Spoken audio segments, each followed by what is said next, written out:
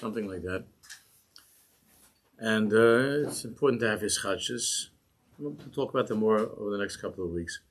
But for now, I wanted that we should begin with tefillah, with davening. We've been speaking for so many years about this avodah of Yosef HaTzadik, and some of you were at the Simchas Beis Shoeva that we had last week, which was a very, very beautiful time. And I spoke there about the Esrog. I spoke about the Arba Minim. I'll review a little bit of it for a minute, and then there's this very, very special woman in Eretz Yisrael. Her name is Ahavia. When I say her last name, she might not want me to, but she's married to an old student of mine from many years ago.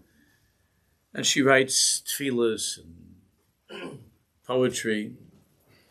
And she was able to listen to the talk that I gave by the Simchas Beis Shoeva. And she took the Torah and she made it into a tefillah, which is something that Rabbi Nachman wanted us to do, and all the tzaddikim revealed to us this is a very, very powerful thing. And it just struck me as something which would be a very good way to start the new year, to start the new Zman, by doing Ahavia's tefillah. So Ahavia, if you're listening to this, I'm thanking you, and we're all thanking you. Let me just review for a minute what I spoke about by the Simchas Beis Shoeva, how we see that by the Arba Minim we find that Shulchan Aruch that there's something very unusual, and there was a Talmud who pointed this out to Reb David Soloveitchik. I'm just reviewing how many of you were there, but this Talmud pointed out that we see that in Shulchan Aruch it's interesting how the Simonim, which the Beis Yosef himself gave the titles of each simon in Shulchan Aruch, that we see that by Tov Reish Mem Hey, Tov Reish Mem Vav, Tov Reish Mem Zayin, it says Dinei Lulav, Dinei Hadas, and Dinei Arava. But when it comes to the Esrog, it doesn't say Dinei Esrog. It says what? Remember? Dvarim HaPoislim BeEsrog. It's an interesting lashon. Dvarim those things that disqualify, that passel the Esrog. So the Talmud asked Reb David Soloveitchik, why did the Shulchan Aruch change the heading of the simon? So David said of an idea in learning in Lamdas, which requires some more work to talk about, to think about. He didn't explain, at least in the Sefer that I saw this, it wasn't worked through. But the point is an important point in Pnimius and all of our Avodah. The point that he made was that we see that when it comes to Lulav, Hadas, and the Arava, that there are certain things that when they go wrong, when things are not going well with the Lulav, or something happens to the Arava, something not going well with the Hadas, in its growth, in its formation, when there are problems, when there are issues, again, without going into the titles and the names of the different Psum, the Gemara tells us different types of problems. So then the Lulav loses its identity as a Lulav. And the Hadas is not a Hadas, it loses its identity. It's Hadas Shoita, it's the Arava, it's Haftafa, it loses its identity. In other words, it no longer is. Something happened, and as a result of that problem in its development, it no longer has a Shem Lulav. It doesn't have the name of a Lulav. There's not Kiras Hashem. It loses its identity completely. But Reb David said that when it comes to the Esrog has, we see the Gemara talks at length, and Shulchan Aruch talks at length about the issues that come up in the life of an Esrog, and the development and the formation of an Esrog. I mean, there are imposters, of course, that look like Esrog, but they're not Esrog. But in the Esrog itself, in a kosher Esrog, the Esrog has struggles, it has issues, cracks, stains, flecklach, all kinds of issues that could be with the Esrog. But Reb David said, but regardless of the problems, which could passel the Esrog, of course, it could disqualify the Esrog. If the Esrog is a chaser, if it's missing, it could disqualify. But it doesn't. The Esrog never loses its Shem Esrog. It doesn't lose its identity as being an Esrog. An Esrog, like an Esrog, it remains an Esrog. That's what it is. It's an Esrog with challenges. And because of the challenges, you might not be able to use it the first day. It has problems, but it's an Esrog. It's an Esrog. So that's what Reb David said in Halacha, And I spoke about that. What does the Esrog mean? So I mentioned the other day. I mentioned by the Beshoev. I mentioned that when it comes to the lulav, meaning the kaima, the body of a Jew, the things that a Jew could do, that he's not living in a way that really looks like he's not Jewish anymore. And by the hadassim of the eyes, could be that a person has seen such horrible, disgusting things that the eyes are not, they don't look like Jewish eyes anymore. And by the arabis, by the mouth, it could be the person has said such things, terrible things. But the esrog, which is the nakuda of tzaddik, of emunah, the esrog is the heart of a Jew, is the emunah of a Jew. It's malchus. The esrog is malchus. It's the essence of who a Jew is. So that is something which is unchangeable. It can't be changed. It can't be destroyed. That essence of a Jew, the esrog, is the essence. It's the china of Yosef HaTzadik. We spoke about that. The need of Yosef Hayu b'Mitzrayim. That even though Yosef went through crazy things, his whole life, what happened to him, but the Yosef Hayu b'Mitzrayim, the Svarim tell us, means that Yosef bleibt Yosef.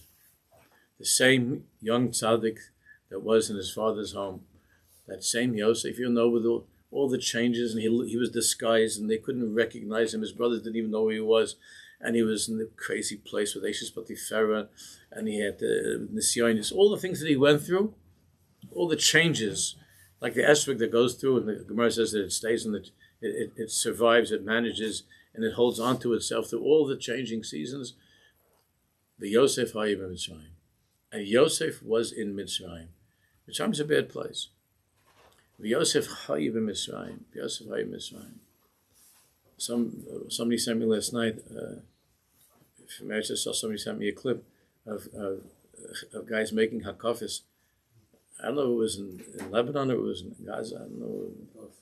They're making hakafis with the Sefer Torah. In this place, the Yosef Hayu b'Mitzrayim. The esrog, it could have problems. It's blemished. It's limping. It's but it's an esrog. It's an esrog. So, based on that, based upon that shmuz the other night, so this tzaddik is Ahavi wrote the following. I thought it was a good way to begin our Zman. I hope you have it on your phone. You can take a look. I'm sorry start with the pages and the printing and all that stuff. I know it's easier, but this is just, at least everybody I think has it on the phone. So she wrote this as a letter to HaKadosh Baruch Hu. It's simple and it's sweet and it's very, very authentic. And if you would know the person, you would know that it's coming from the esrog, from that place. Rebbeinu Shalom, you see my struggles, the scratches and stains that life has left on me. Yet I come before you, knowing that like the esrog, I am still whole in your eyes.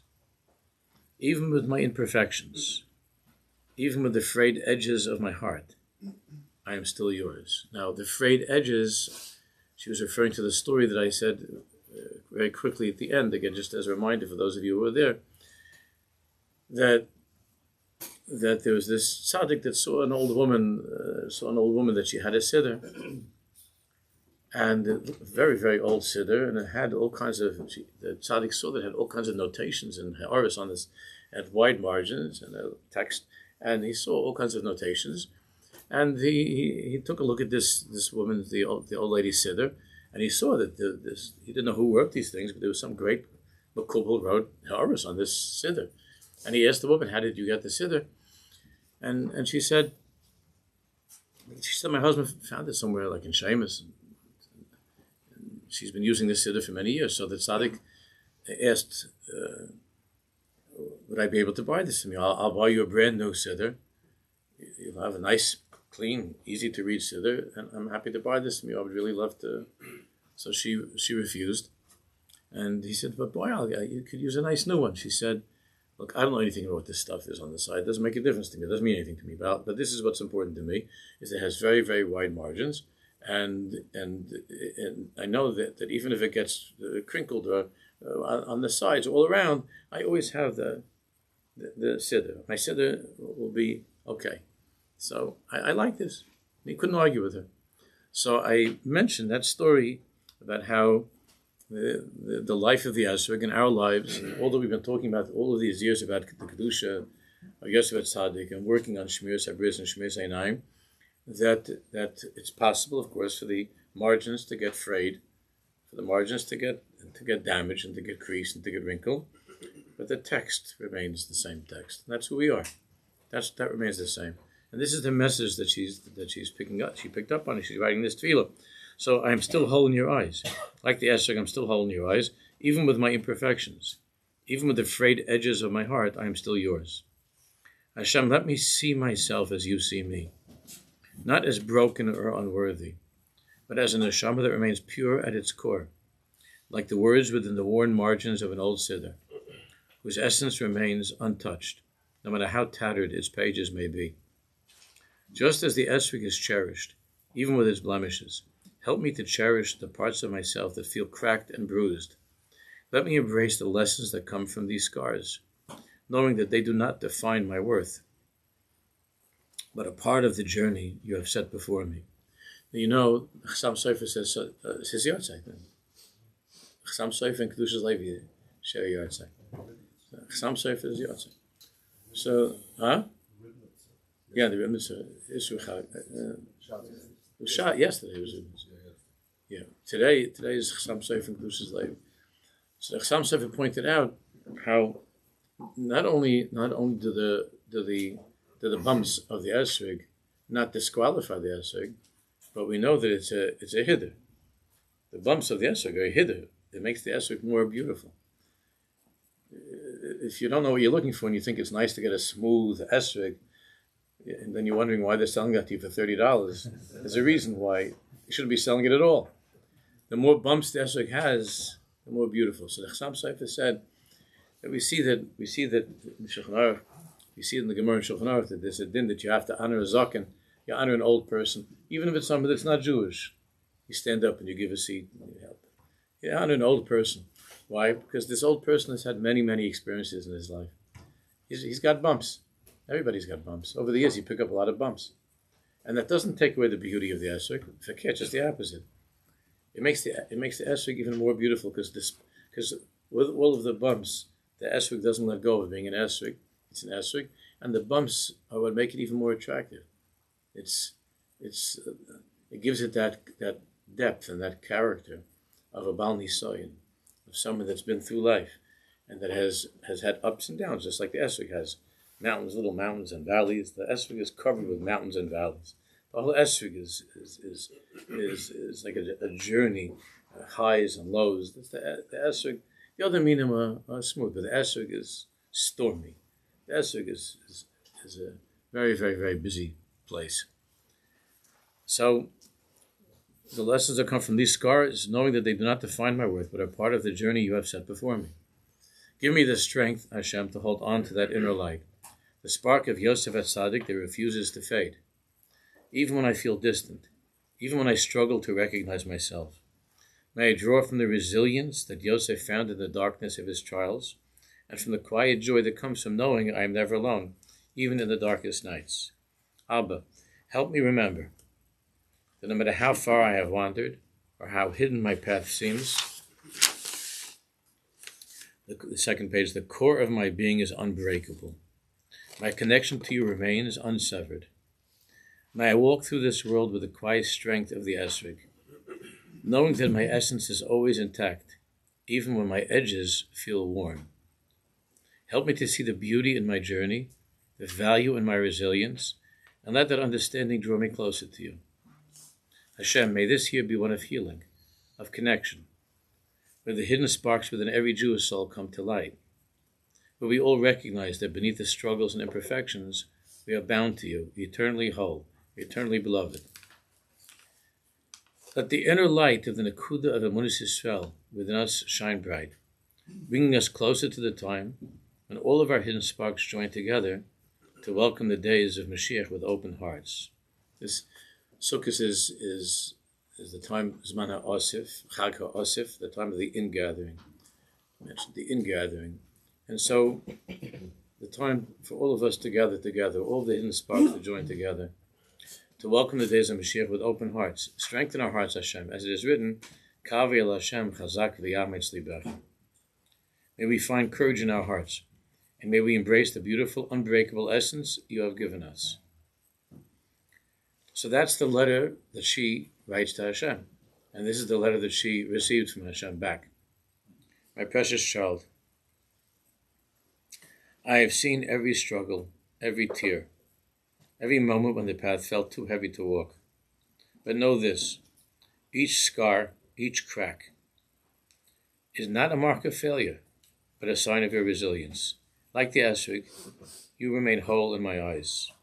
Even when life feels fractured, your essence, the pure core of your being, has never been lost to me. You see yourself through the lens of imperfection, but I see the beauty of your spirit, the way your heart seeks my presence, even in the darkest nights. I see the quiet strength that holds you steady, the spark of Yosef that refuses to be dimmed.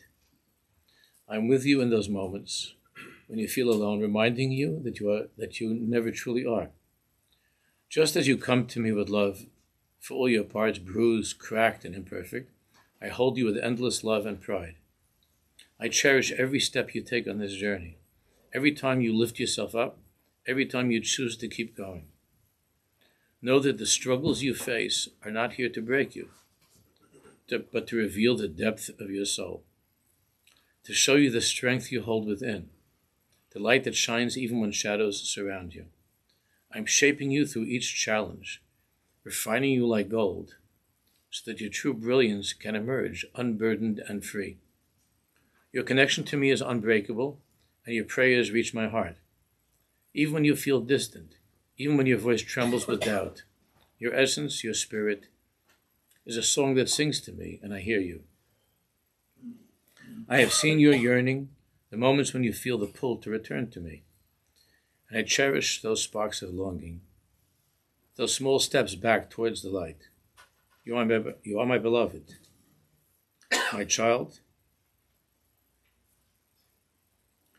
and I'm with you in every breath and every heartbeat.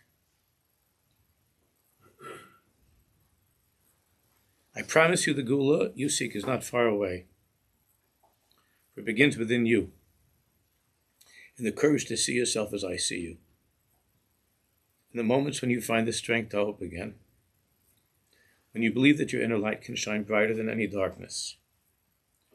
Be strong, be courageous, for I'm walking beside you, guiding you toward the wholeness that you are rediscovering within yourself. Your journey is sacred to me, and every step you take brings us closer together.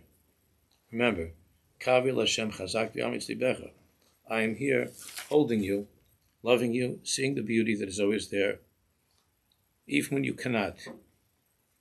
With infinite love, Abba. So I read this. I got this Erev Yontif.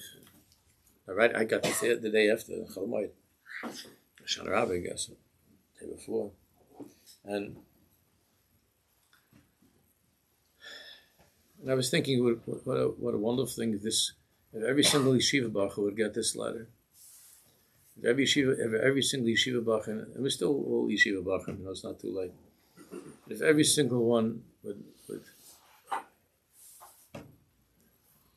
would hear this and would know this and would feel this. So I mentioned to you over the years, I told you the story about the Baba Rebbe, which I like to tell every Sukkot. I forgot to tell on Sukkot, but we're still not saying Tachnun. So we're allowed to talk about Sukkot even after Sukkot. But how by there are two stories that are the same message from the Baba Rebbe that I tell every year. And again, this is just by way of a reminder, just to remember, and how important it is to share these tefillas. We're going to do some tefillas from Reb Nosson. We're going to spend some time davening a little bit. The Baba Rebbe, so there are two stories like this.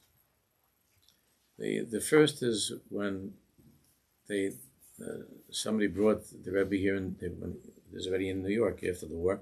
Somebody brought the Rebbe. The Rebbe had his own Arba Minim, but somebody brought the Rebbe some unbelievable all-star Esrog, like this magnificent Esrog was brought to the Rebbe.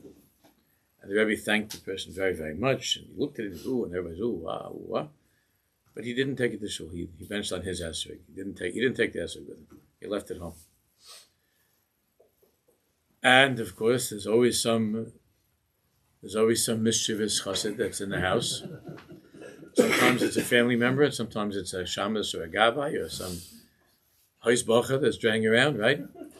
And this is the opportunity of his life. It wasn't a matter here of whether it's an Esrog HaGozel or not Gozel. So he at least wanted to look at the Rebbe's Esrog, and I don't know if he wanted to bench on the Esrog, but he wanted to enjoy the Esrog, and he took it out. Now, you remember in those days, some of you are old enough to remember when it was very easy to drop an Esrog because it was wrapped in that crazy hair. Until you were able to extract it from its sheitel, it took a while.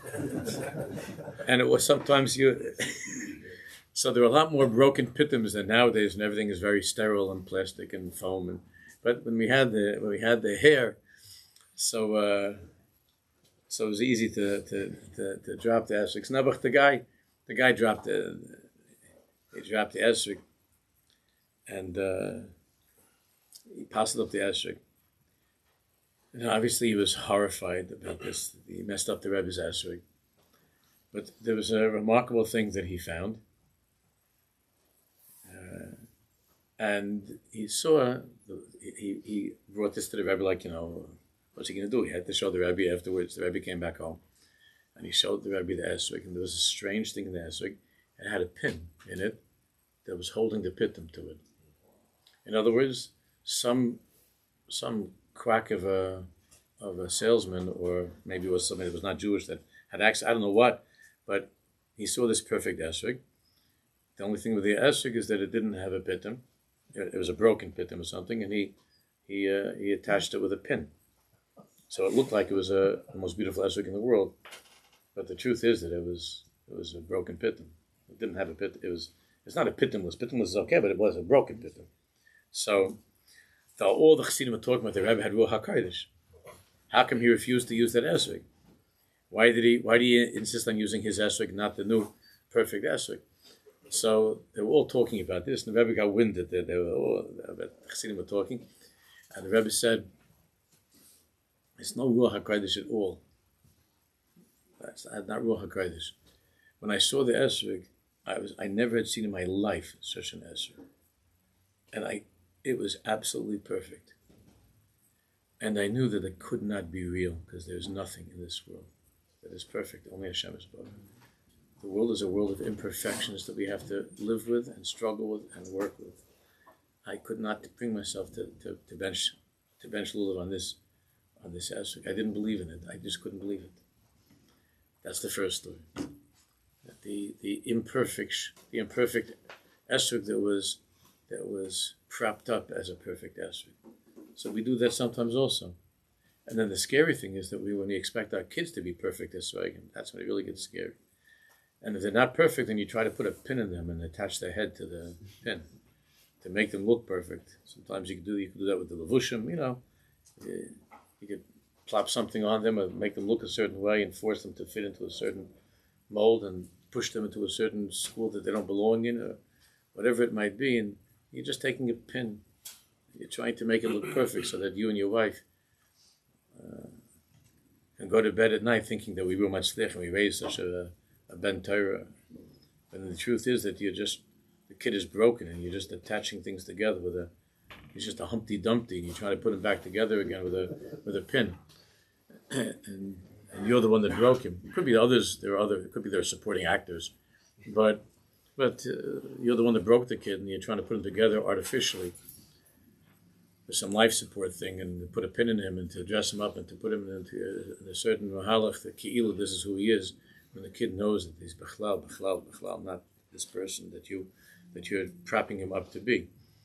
So this is something that the kids have to. This is what this is all about, and that's the point that I want to get across. about the beauty that we're seeing in Am Yisrael with the imperfections, and all of these Jews, especially this past year, that we see so many Chaver in Eretz Yisrael, the unbelievable chesed and the excitement of Yiddishkeit and coming back together, that all of these blemished Esrogim, the beauty of who they are is coming out. The imperfections are on the surface. The imperfections don't define the person. Just like the edges of the siddur could get frayed, but the text remains intact.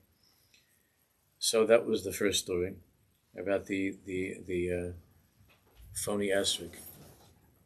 And the second story, which in certain ways is even more charming, has nothing to do with Sukkot. It has to do with when the Rebbe was nifter. And I told you a story a few years ago that when the Baba Rebbe was nifter, it was a huge levai, you can imagine, and the Chassidim saw there was this African American guy that was there together with all the Chassidim.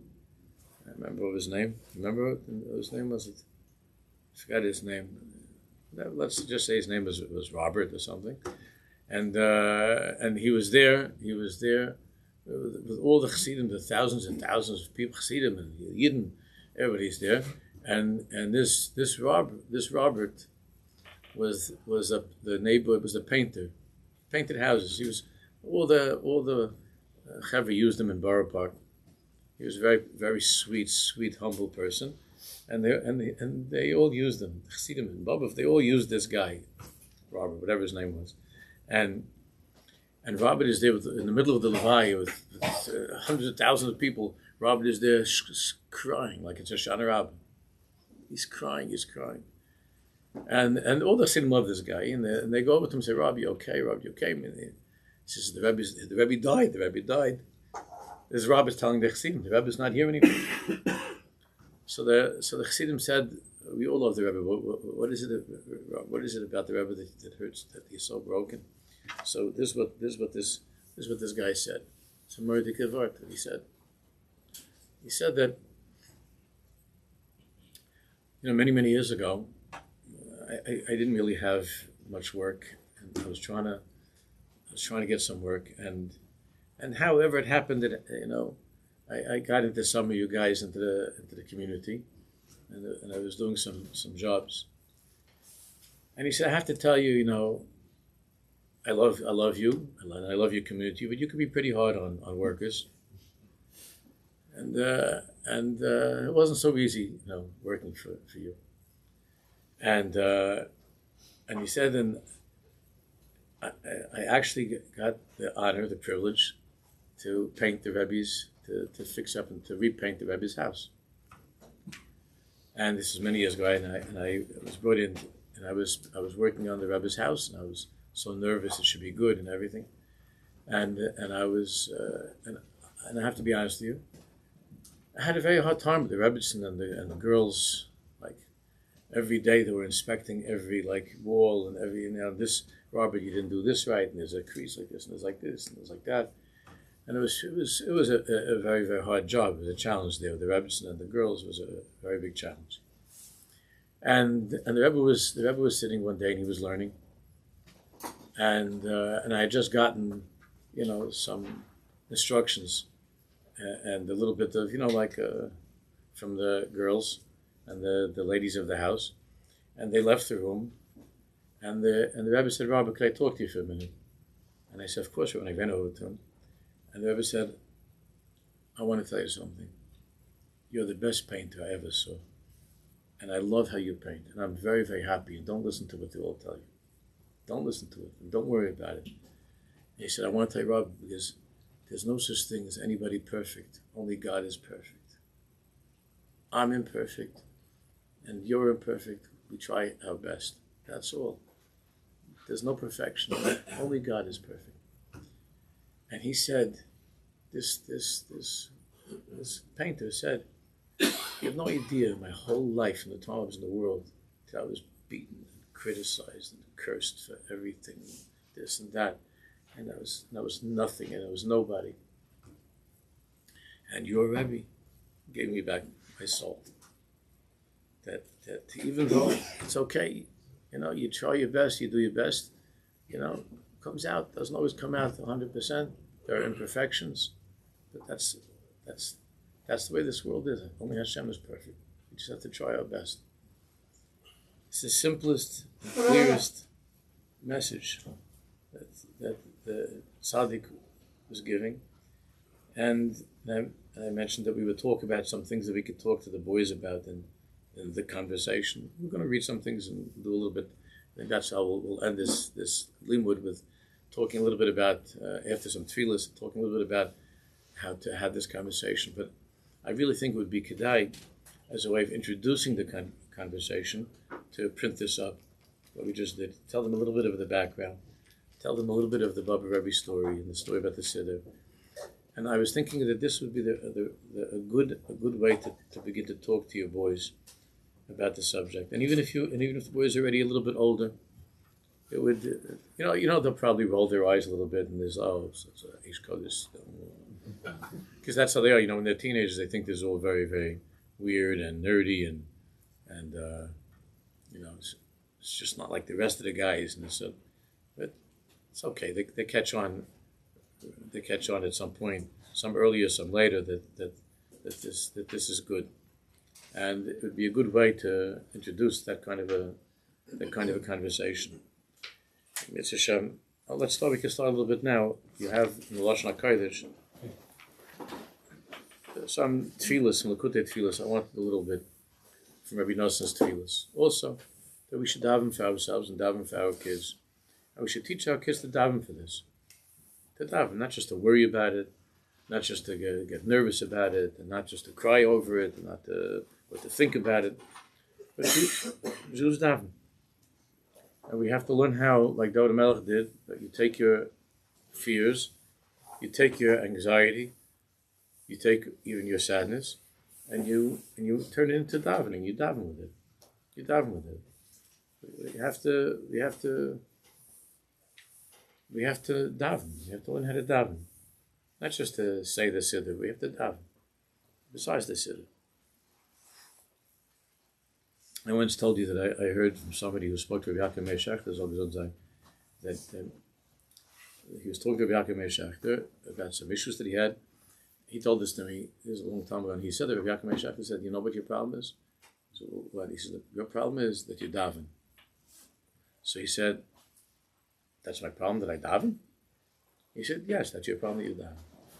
So he said, aren't I supposed to daven? So Rabbi Yaakov Meir Shechter told him that daven, the word daven in Yiddish, praying, davening, it's from the Aramaic da'avun. Da'avun means it comes to us from the fathers. Da'avuhun. It comes from the fathers.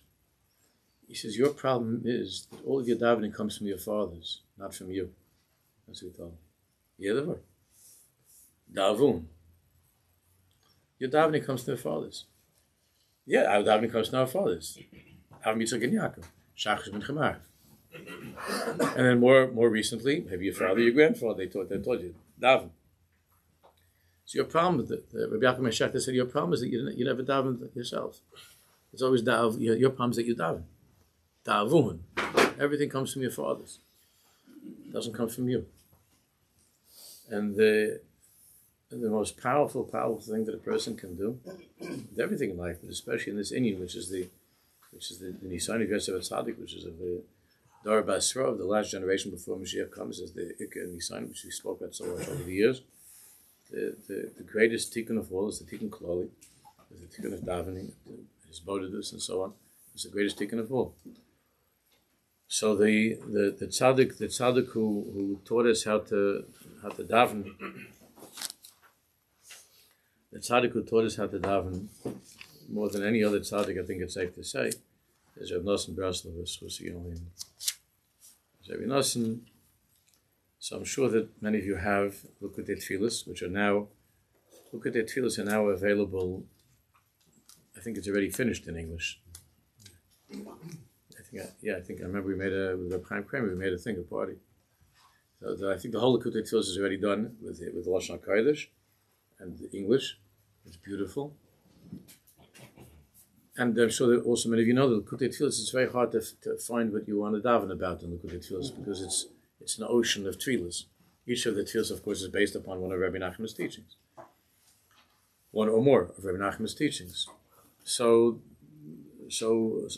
some years ago, there was some Jews that got together and they put out this edition of Likutei Tfilos, Al Pi Aleph Beis, which I don't know if you can get in the local stores. I don't know. You might have to, maybe, in Muncie, what's his name? He has everything Breslau that you could get. But the Likutei Tfilos, Al Pi Aleph Beis is a gewaldige thing. Because besides using the regular Likutei Tfilos here, for instance, you open it up and it has in the order of Aleph Beis, Emunah, Bris, Eretz Yisrael, Hachnos Hayet Sahara, Hischazkus, Hiskashrus, Zivug, Chasen, Chitun, Chatzos, Machshova, Hirhor, Melamdim, Nagina. So any Indian that you have in your mind and your heart and you want to talk to Hashem about, and when you have the regular Likutei Tfilos, what do I do here? So this took the whole Likutei Tfilos and arranged it. I'm not saying it's an index; it's mamish the Tfilos. So you go to Beis for Bris, and then it has around 35, 40 pages taken from the whole Likutei Tfilos, where Rabbi Nosson was davening this Inyan of Bris. So it's an unbelievable an unbelievable help when it comes to davening, to work on his bodhidus and so on. So I wanted to just do today, maybe next week, a little bit some of the tefillos. You have it on the phone. Just to start with a few sentences from the first one. But it begins with Yosef HaTzadik.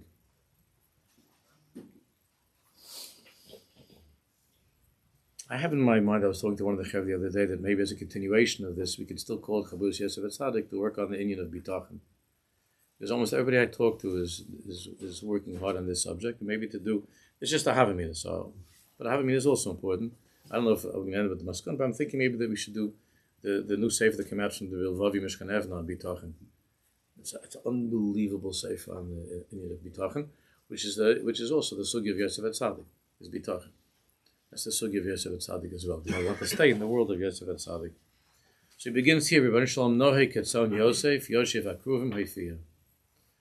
The Jewish people are called Tzon Yosef. They're called Tzon Yosef. There was a minhag by certain tzaddikim in Spinka. I know that for sure in Spinka they had such a thing, but there were other tzaddikim that they had a minhag that by Hoshana Rabbah, I think, maybe by Sheminat Seres, I'm not sure it was Hoshana Rabbah, Sheminat Seres, that they would have all the children from the Chassidus, all the children that would gather together, and the tzaddik would call out Tzon Kodshim, the holy sheep, Tzon Kodshim, and all the kids would pass by the tzaddik and they would go bah, bah, they would go by the tzaddik. It was such an Inyan they had. And there are things already that are written about this. There were a few tzaddikim, I just don't remember the rest, but there were a few tzaddikim that they had this Inyan. The Jewish people called Tzon Kodshim, the holy sheep, Tzon Yosef, the flock, the sheep. It's interesting. It's not called Tzon Yehuda, or Tzon Binyamin, or Tzon Levi. We're called Tzon Yosef. Noik Tzon Yosef, Yosef Akruvim, Hafiyah, Aleinu B'Rachamecha, Aleinu B'Rachamecha, Rabim Or Kedusha Secha. Because we're asking you that the light of your Kedusha should already be upon us, should come to us. Sheyumshach Aleinu Kedusha v'Tahara. We're asking you to draw upon us Kedusha and Tahara. To give us the koach, the ability, to give us the Tahara that we need, to be able to break the Yetzer Hara. V'niske b'Rachamecha Rabim v'Chasadecha HaGadol, we should be Zoicha. Shnei Kulonu Anachnu, all of us should be V'Zareinu, and our children, Shomer Mes HaBris Kodesh, to be Jews, or Shomer HaBris. Shomer HaBris. V'Saz Olanu Tomid, help us always, V'Satzil Yisrael B'Rachamecha Hatzumim, and save us, rescue us with your great compassion. V'Chasadecha HaGadol, Mikol Mine Pagam HaBris, all different types of Pagam HaBris. all the different types. What does that mean? Chas from hein b'machshava, pagam bris in one's mind and one's thoughts, having improper thoughts. Save us from pagam bris, pagam hamachshava. Hein b'dibber, to say words that are not proper, that are words that are vulgar. Speak about things that we shouldn't. Hein b'maisa, of course, chalila, doing something. It's called pagam bris b'maisa. Ben b'shogeg, save us. Ben b'shogeg, whether by accident, b'mezid. Ben b'oines, ben b'rotzen. Hein b'chush ha'ru'us. When it comes to our eyes, what we look at with our eyes, the chush ha'ru'us. Hein b'chush ha'shmiya, the things that we listen to. Hein b'shar chushim, with all of our senses. B'kulam, with all of our senses.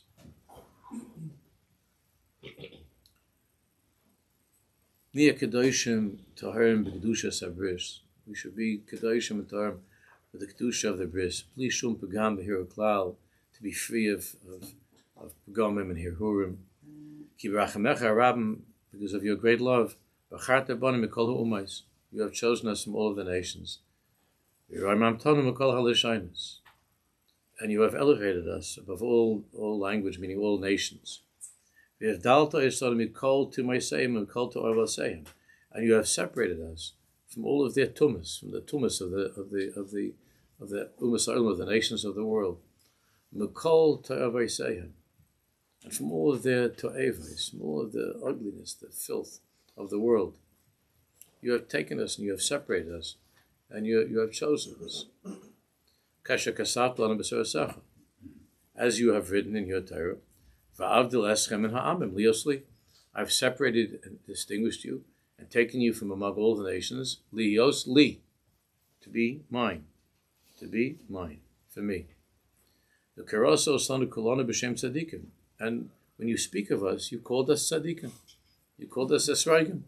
Commissioner va'amech kulam tzadikim. So therefore, we're asking you, Anna, Rachamecha harabim.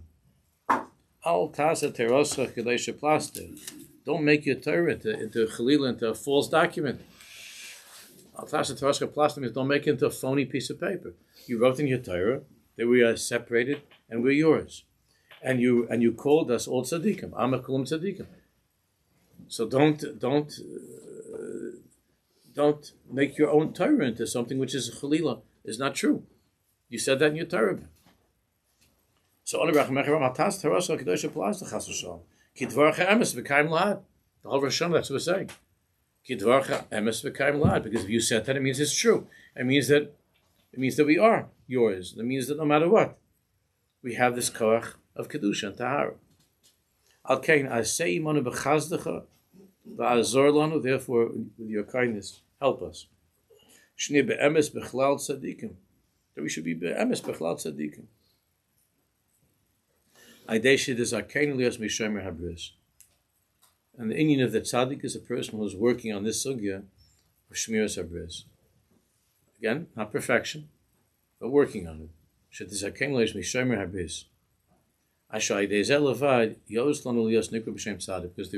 truth is, the only way to earn that name of tzaddik is through this avoda. Everything we try our best with everything, all Yiddishkeit. But tzaddik, that Indian of tzaddik is Yosef HaTzadik. That's the ikka of that is shmiras habris. Because sha'itei zeh levad yoyus lanu, only with this shmiras habris does it befit us to be called tzaddik. Amech kulam tzadikim. K'moshe da'atonu aydei chachamecha kedoshim, as you told us through your chachamim, she'eniku b'shem tzaddik kiman denat habris, as it says in the Zohar Kodesh, that it's tzaddik, like it says by Noach. Noach, Ela told us Noach is tzaddik. Noach is Nailad Mo, B'Shem Habris. And the Indian of tzaddik is tzaddik, Tomim, Hoya B'Daraisa. Tzaddik is, like the Zohar says, is man that not their bris. But we learn that shmiras habris doesn't mean perfection. It means that you care about it. It means that you work on it. It means that you're not avoida, and that you're noheg ketzon Yosef. That you want to be one of Yosef HaTzadik's flock. You want to be part of his chabura, to be in the chabura of Yosef HaTzadik. We'll continue a little bit more with some tefillas next week, and then we'll get to work a little bit on that conversation.